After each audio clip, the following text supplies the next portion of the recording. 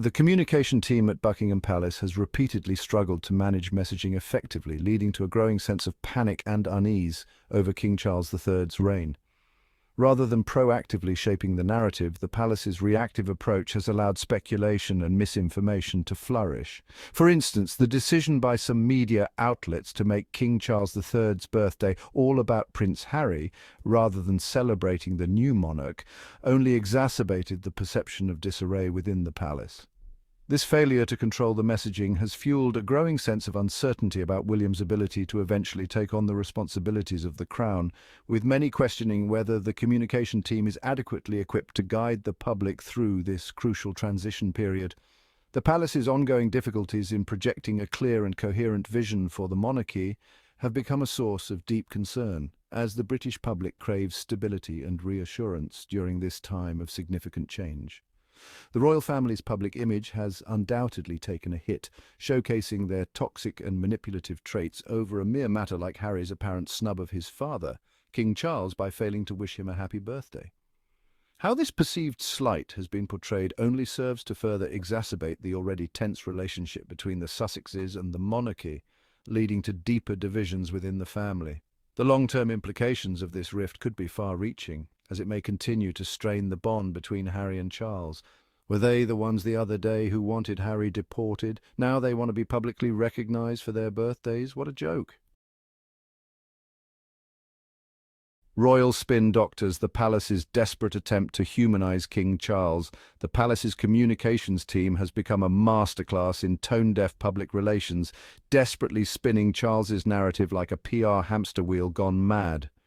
Their relentless attempts to paint the monarch as somehow relatable, a frail, sympathetic figure struggling alongside the common folk, reek of calculated desperation.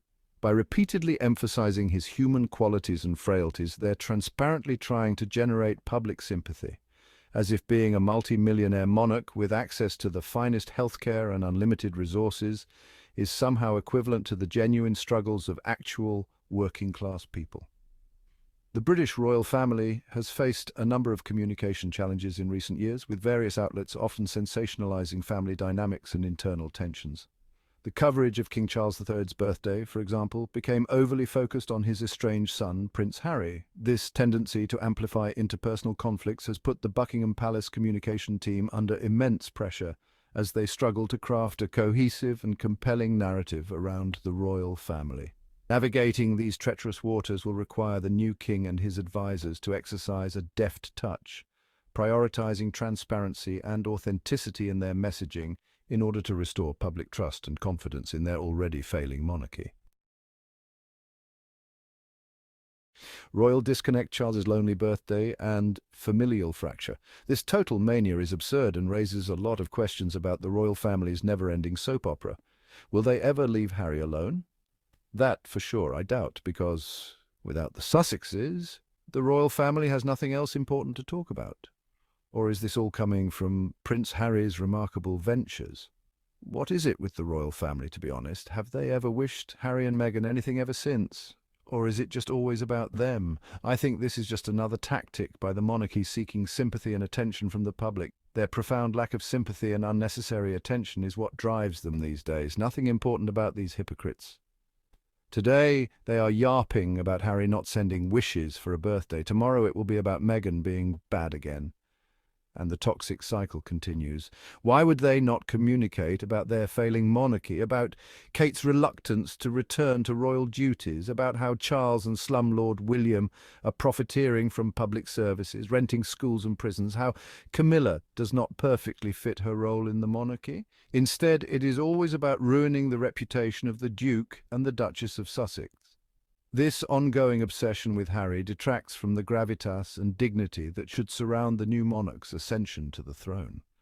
King Charles's birthday celebration epitomized the royal family's ongoing disintegration, with a performance of performative compassion that masked deep-seated familial tensions.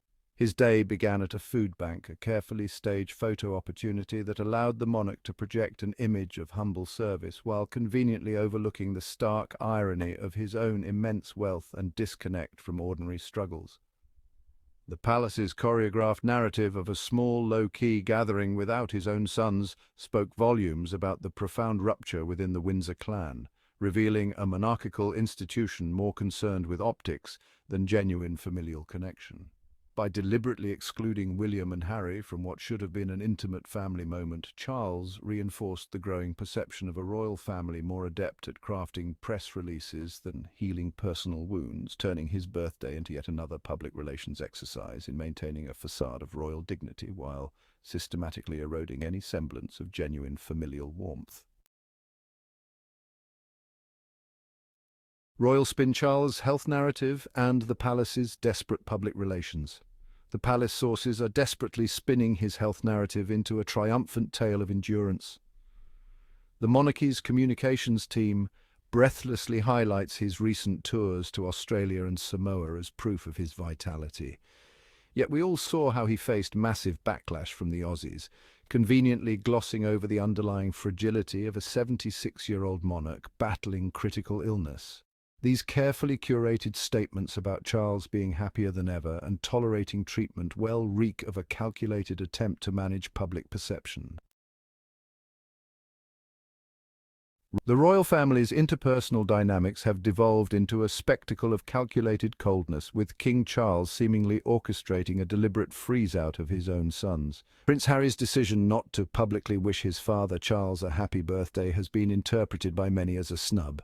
The Duke of Sussex has always been vocal about his strained relationship with the royal family. Any slight relation or reaction from him concerning anything happening in Buckingham Palace will always be shifted to another rumour spill. I don't think it was necessary for Prince Harry to publicly send wishes to Charles. I mean, he can call and wish him a happy birthday, but I don't think Charles would even respond to his call. They are relentless in wanting to make the Duke of Sussex appear a villain in every story. Let's be serious, folks. What difference would it make if Harry publicly reacted to social media posts or birthday messages acknowledging Charles's special day? Or if he further went ahead and sent a video wishing Charles a happy birthday? Absolutely nothing special would evolve except strengthening the already strained relationships and rift between him, his father, and the rest of the British monarchy. Harry has every right to do whatever he wishes.